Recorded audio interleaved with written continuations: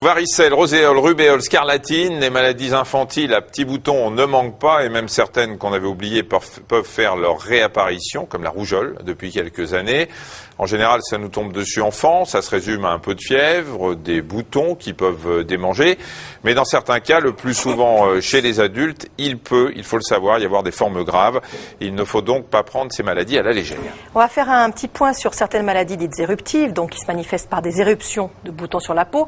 Et vous allez voir, elles ont chacune des spécificités qui devraient vous permettre de pouvoir les reconnaître. On commence par 3 maladies virales, varicelle, rougeole, rubéole. Heureusement, pour chacune d'elles, il y a un vaccin très efficace qui peut être fait chez l'enfant dès 12 mois. On va en reparler. La varicelle, d'abord, c'est une maladie dite infantile, donc elle touche plus souvent les enfants. Elle est très contagieuse, mais la plupart du temps, elle est bénigne. Alors le coupable, c'est un virus que vous allez voir, le virus varicelle zona ou VZV de la famille des herpesvirus. Au début, des petites taches roses de 2 à 3 mm de diamètre qui, vous le voyez, se transforment en cloques qui sont remplies d'un liquide transparent et qui finissent là par sécher au bout de quelques jours. Une petite croûte va se former au bout d'une semaine. On va s'intéresser maintenant à une autre maladie après la varicelle, la rougeole. Oui, cette maladie est provoquée par ce virus de la famille des paramyxoviridae. Ces manifestations cliniques sont très caractéristiques, fièvre, toux, yeux bouffis et apparition de petites taches blanches à l'intérieur des joues. On appelle ça le signe de Koplik. En général, l'éruption, c'est celle-là, intervient quelques jours après, avec des plaques rouges foncées, plus ou moins en relief, qui apparaissent d'abord sur le visage, derrière les oreilles, qui s'étendent dans le cou, sur le thorax et le corps en 3-4 jours. La rubéole, maintenant, la 3e maladie qui provoque aussi une éruption contagieuse mais bénigne, qui passe même parfois complètement inaperçue. Le diagnostic est difficile à faire parce qu'elle peut ressembler à d'autres maladies virales. Et en tout cas, cette maladie ne présente aucun danger pour les enfants.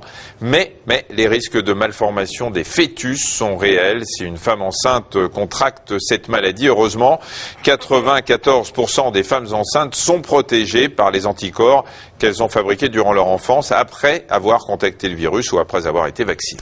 Puis on finit en vous parlant de la scarlatine, qui contrairement aux autres maladies n'est pas d'origine virale mais bactérienne.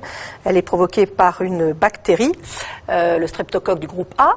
Surnommée fièvre écarlate, la scarlatine fut une des maladies infantiles les plus redoutées jusqu'au début du XXe siècle. Elle se présente sous la forme d'une angine associée à une éruption cutanée. Voilà, alors l'examen de la bouche montre une arrière-gorge qui est rouge et vous voyez une langue avec un enduit blanchâtre. Un ou 2 jours après, c'est l'éruption cutanée qui apparaît, qui est causée par la toxine qui est sécrétée par cette bactérie, le streptocoque, et qui va se répandre dans tout l'organisme. Et cette éruption caractéristique de la scarlatine, on l'appelle l'exanthème.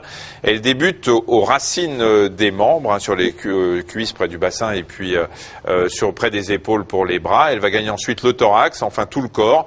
Et ça n'épargne, c'est important, les étudiants en médecine le savent, que la paume des mains, la plante des pieds et le tour de la bouche.